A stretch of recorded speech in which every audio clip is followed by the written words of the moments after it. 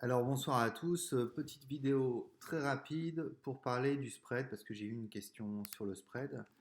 Donc je vais essayer d'y répondre le mieux possible, vous expliquer un peu comment ça se passe le spread spécifiquement chez IG parce que je trade chez IG et que je vous donne concrètement quel est le contexte chez IG moi quand je trade. Alors le spread qu'est-ce que c'est? Petite définition un peu théorique avant de rentrer dans le sujet. Alors, ce qu'on appelle le spread en finance, c'est la différence de prix entre le cours d'achat, ce qu'on appelle l'offre, et le cours de vente, ce qu'on appelle le bid, coté pour un actif.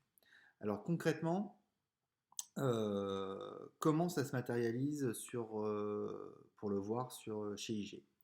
Donc là, je vous prends ma plateforme en démo que vous connaissez.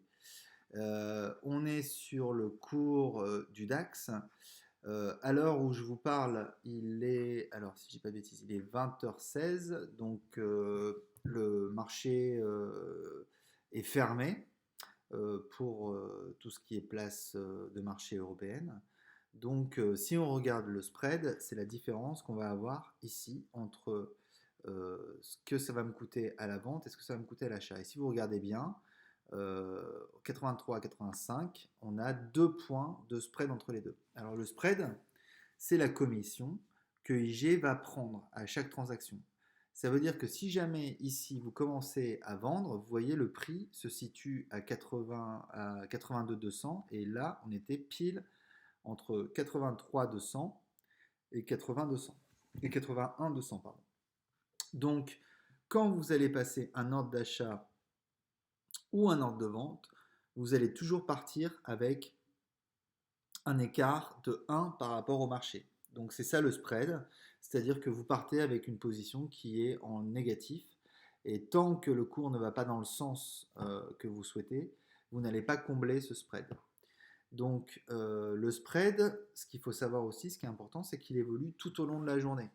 Et là, il est en ce moment, il est à 2, mais parce qu'on est en after après la clôture des places financières européennes. Donc, pour vous faire un petit récap, donc ça c'est une page que j'ai trouvée chez IG. Vous voyez par exemple le DAX 30 qui s'appelle Allemagne 30 pour la cotation CFD chez IG. Il est de 4, donc là en ce moment on est ici, donc on est entre 17h30 et 22h, donc il est bien de 2. Il est de 2 également le matin en pré-market avant que la cotation ne commence en Europe. Donc à partir de 9h, il passe à 1,2. Et de 22h à 1h15 du matin, il est à 5. Et il passe à 4 avec d'autres commissions derrière quand on essaye de trader entre 1h15 et 8h du matin.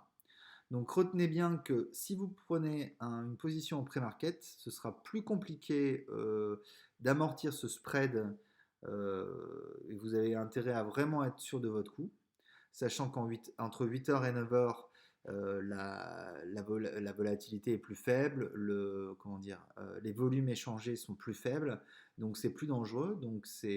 Moi, je déconseille vraiment à ceux qui débutent de trader entre 8h et 9h, à moins de vraiment être dans une configuration qui est avec une tendance déjà très nette. Par contre, la période qui demande le moins d'efforts pour amortir le spread est bien entre 9h et 17h30. Donc voilà, je pense que j'ai tout dit. Évidemment, entre 17h30 et 22h, c'est plus confortable de trader qu'entre 8h et 9h, puisqu'entre 8h et 9h, il n'y a vraiment pas de volume. Entre 17h30 et 22h, les US sont encore actifs. Donc, on a un peu plus de volatilité, un peu plus de volume échangé. Et bien souvent, on voit que les cours européens calquent plus ou moins ce qui se passe sur les indices américains.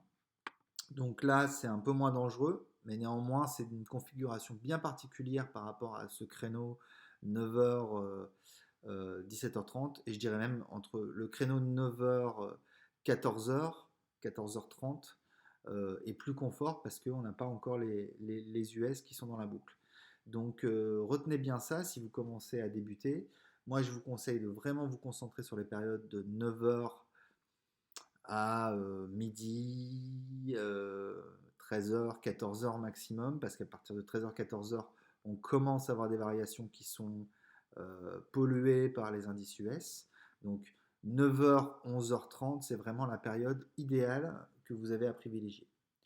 Donc voilà pour cette petite explication du spread. J'espère que j'ai été clair. N'hésitez pas à commenter, à mettre un like, etc., etc. Bonne soirée.